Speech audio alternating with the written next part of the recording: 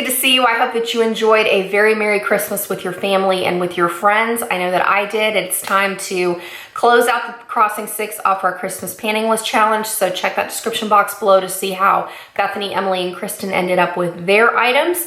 I know for the past couple of months, this was a really good challenge for me to participate in. Thank you so much, Kristen, for the invitation. I didn't finish everything. In fact, I only finished one of the 6 items, but I'm very pleased with where I ended up, and I had some surprising realizations about a couple of these items. So the one thing that I was able to finish was my Mercier Caviar stick in the shade Moonlight. I did scrape it out for several days. There's still product left in the bottom, but it really is kind of a nuisance when I scrape out a tiny bit, put it on the back of my hand, and then apply it to my eyes. So I'm gonna go on and call it done. I'm not gonna repurchase it right now, even though I have repurchased this over and over and over again. I'm back to using my Wet n Wild eyeshadow crayon in Pixie. So a couple months down the road, I'm definitely going to be picking another Mercier Moonlight up again. Then the rest of the products I've really, like I said, I've had some kind of like realizations about. Let's start off with the Gellar Filter Finish Setting Powder in Universal. I did not finish this, but as you can see, I've gotten very close to hitting the very bottom of the pan. I think with a couple more weeks of usage, I'd be able to completely move this out.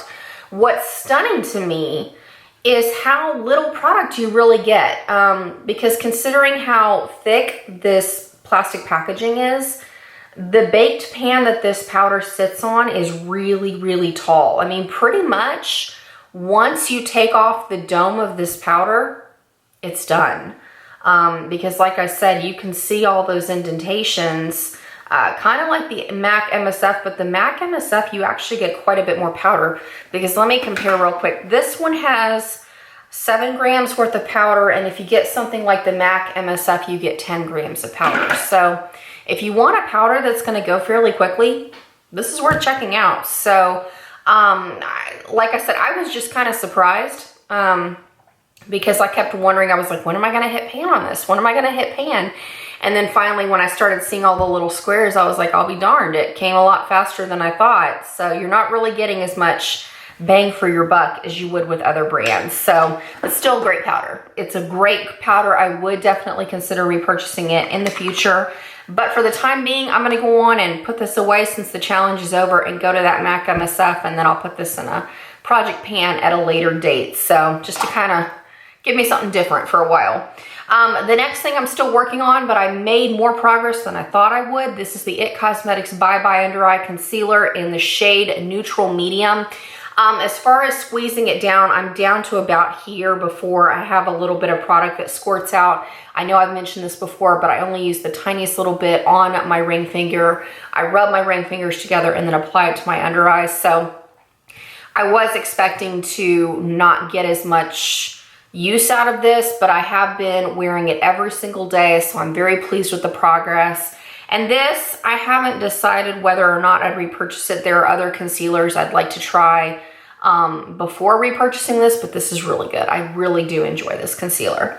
Then the next surprise, I got really, really far. Actually, I surpassed my goal with this. Let's talk about the IT Cosmetics CC Radiance Ombre Bronzer. My initial goal for this challenge was to hit pan. I am just about done with this bronzer.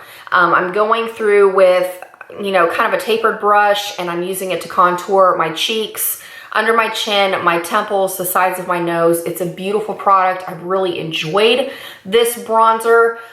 Just like with the Gellar powder, I'm going to put it away for a while and go to my backup pan of Hoola, just so that I shake it up, go back to a matte bronzer for a while, and then I know this can be a successful product for me to put in a project pan later in 2017. So this was an amazing bronzer, and I have stunned myself with the progress I've made, but then again, you know, the pan on this is really, really shallow. So it's been a real treat, but nice and easy to get through this. And then item number 5, kind of a dual combo, that was to finish. I did not finish, but you know, work on MAC Stereo Rose and make as much product or progress as I could. I cannot speak today, but I've hit pan. I'm thrilled with the progress I've made on this, because I've owned this particular MSF for years. So to finally see some, you know, movement forward on this is stellar.